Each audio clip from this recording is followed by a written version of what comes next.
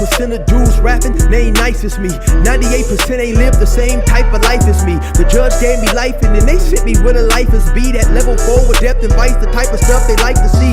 Two choices, fight or flee.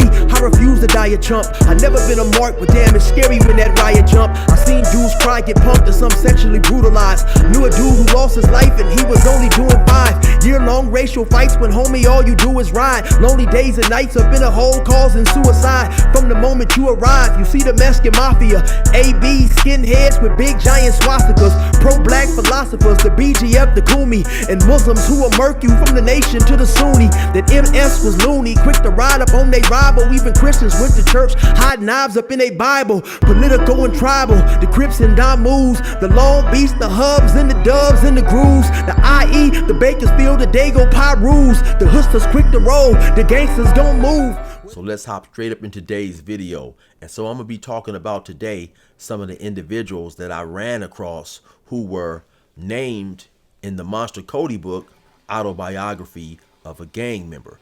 Now, I read that book several times on the street. And when I say several, I probably about maybe 8 to 10 times. That was one of my favorite books, right? When I was free, I happened to be an avid reader. I did a lot of reading, way before I come to prison. You have a lot of people who maybe don't start reading until they come to prison. But even when I was out hustling, doing my thing in Montana, I had a vast,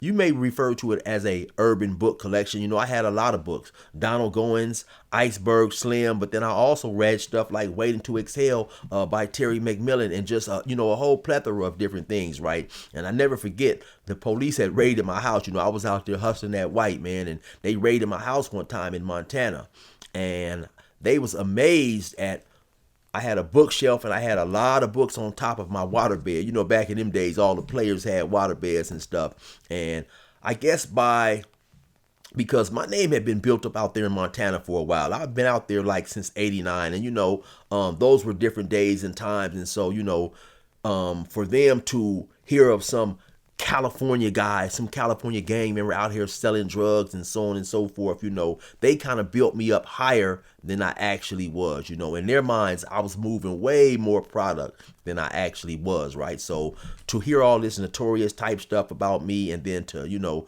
come and see me with a whole lot of books, I guess for whatever reason, is something that amazed them, right? And so I did a lot of reading on the street. And so at this particular time, when I run across the Monsta Kody book, I'm actually on the run, and I happen to be in Los Angeles in a neighborhood known as the Jungle, visiting some friends. And so one day I happened to go to I believe it's the Crenshaw Mall, if I'm not mistaken. I could be wrong about that. But I happened to go to the mall. I go into the bookstore, and I'm searching through these books. And I happened to run across that book, right? And so at that time, keep in mind that was probably like 94, somewhere around there, maybe late 93. I don't know exactly when. Books like that, were rare. You didn't have this whole urban, literature and all these urban movies that you have today, right? So with him, big muscle bound dude, Autobiography of a Crip is the title of the book.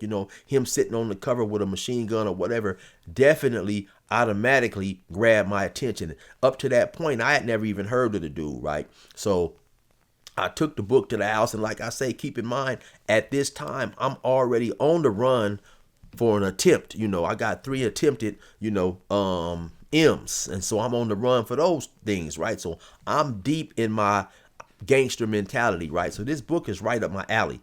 And then so as I start reading this book, and it's talking about his exploits, his mentality, it really just strengthened my resolve to be who I thought I wanted to be, which was a gang member, right? Because that's almost like a dude who has ambitions of being a basketball player. You happen to read a book maybe by Michael Jordan or Kobe or Steph Curry or whoever you think is a great basketball player. And so in this particular book, when this dude is giving his ideology on cripping and so on and so forth, me being young, me being immature, a lot of the things that he was saying made a lot of sense to me, right? And so, like I said, it really just strengthened my resolve to be, more of who I was already trying to build myself to be. And like I said, at that point in time, I'd already I already was on the run, so I was already pretty active around that time. But just I was impressed with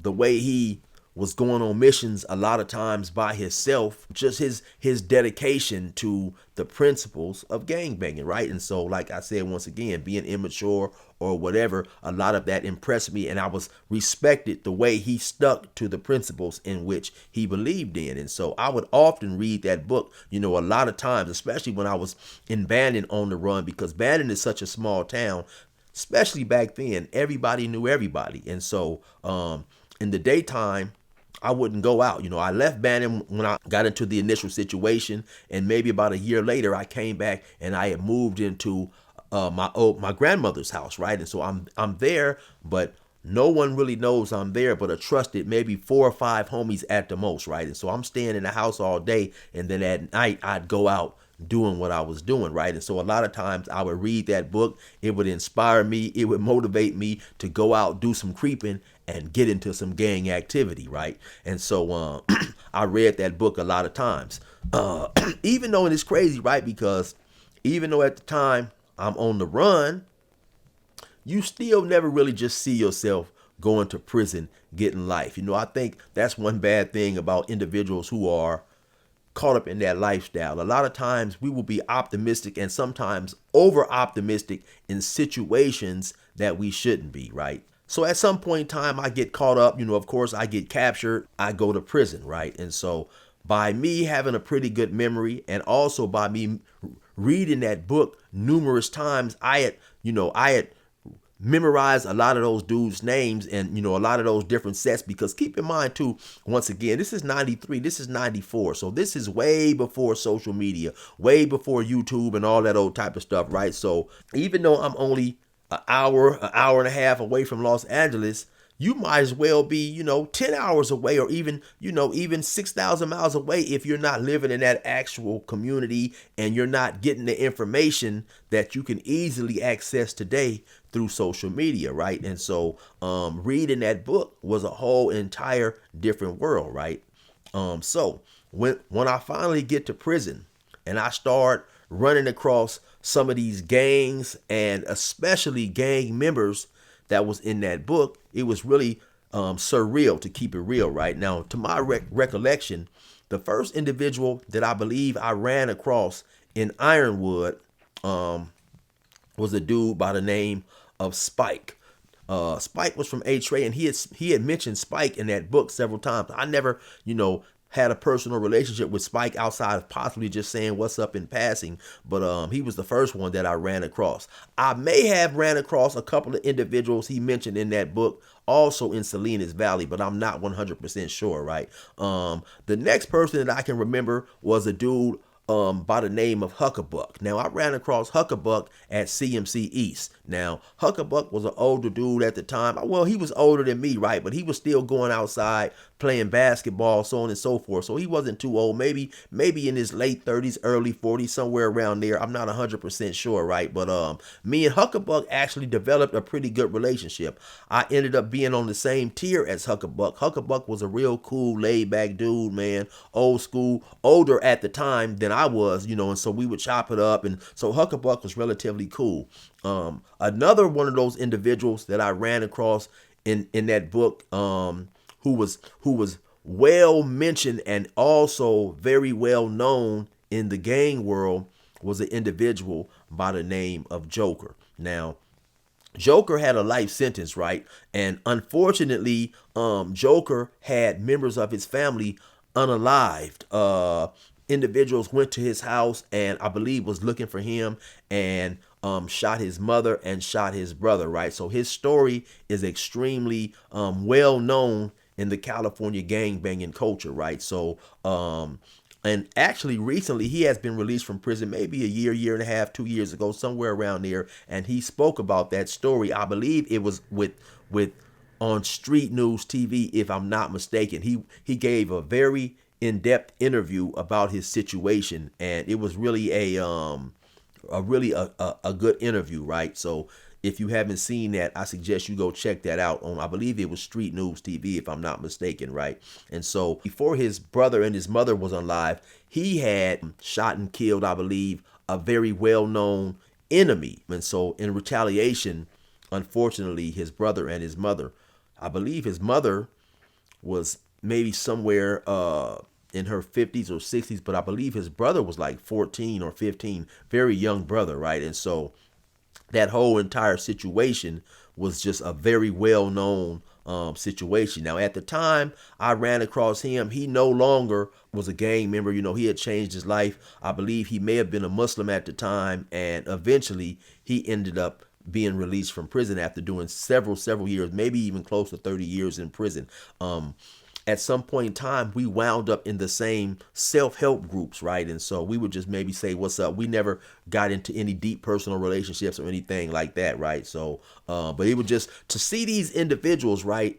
To see these individuals from a book that I had read many times. And then actually, once I got to prison, I ran across the book and read it a few more times. Every time I would run across that book, I would read it. There are a couple of books that every time I would run across those books, I would read the book regardless of how many times I had read it. Another one of those books was by Nathan McCall, and the name of the book is Makes Me Wanna Holler. I have probably literally read that book probably 20 times. Another great read. And so, but once again, you know, to read this book and then to be in the same prison with an individual who I had read about and just really seemed like almost like a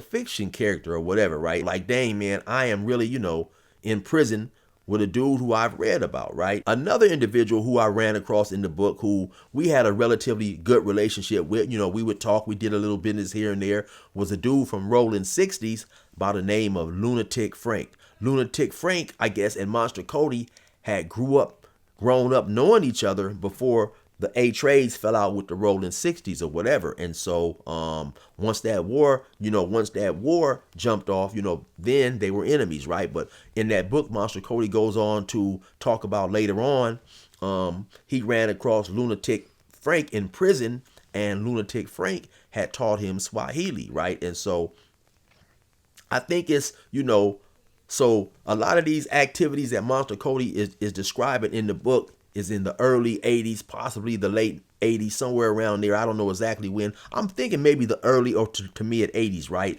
And so then to run across these individuals 15, 20 years later, a lot of these individuals had changed their persona from the individual that you're reading about. So so that was another thing that was so fascinating, right? To read about individuals who he made out to be so notorious, and then you run across them in a different type of mind state with a different type of ideology. So it's, you know, you're looking at the contrast like, okay, well, damn, you know, this dude, man, you know, according to Monster Kody's book, this dude was a cold shooter, a cold killer, gang member, so on and so forth. But he's walking around here very respectable, very intelligent speaking. So it was just, you know, it was different, right, to see, right?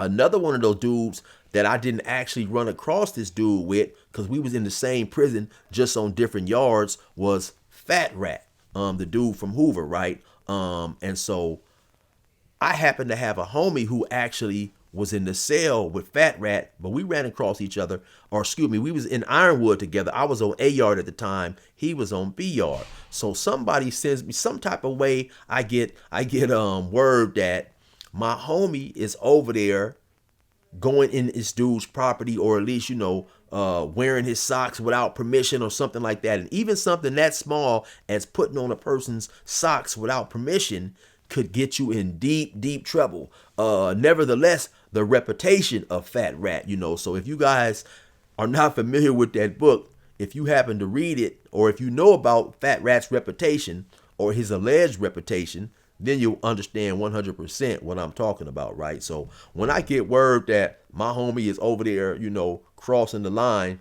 I hurry up and get him a message like, hey, man, you better stop doing what you're doing and recognize and realize who you in the cell with. And actually, I believe I suggested to him that he get up out of that cell and get into the cell with a homie or whatever, right?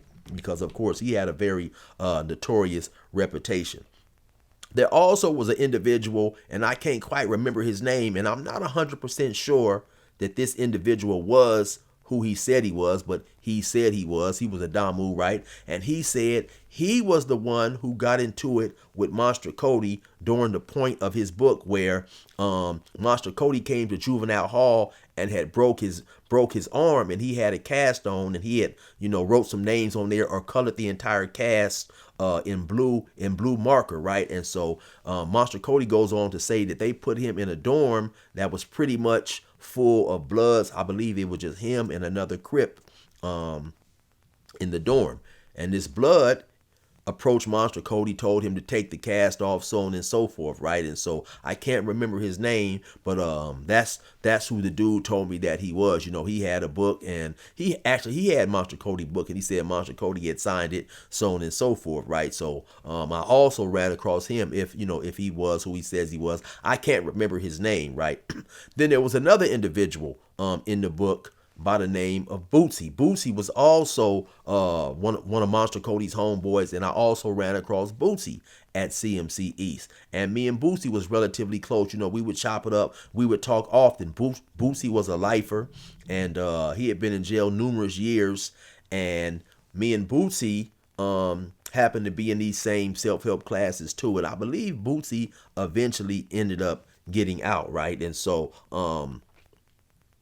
and so just once again, just running across these individuals in a book that I had read so many times, and even though I was caught up living a certain type of life, I never imagined myself encountering these individuals, because once again, you never think you're going to get caught up.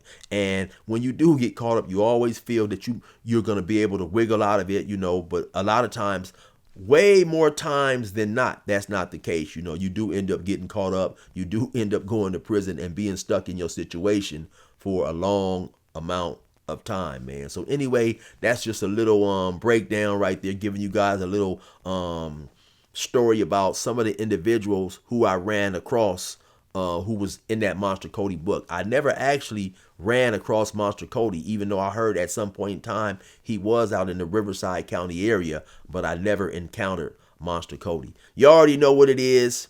It's your boy 16 to life. Resume normal program.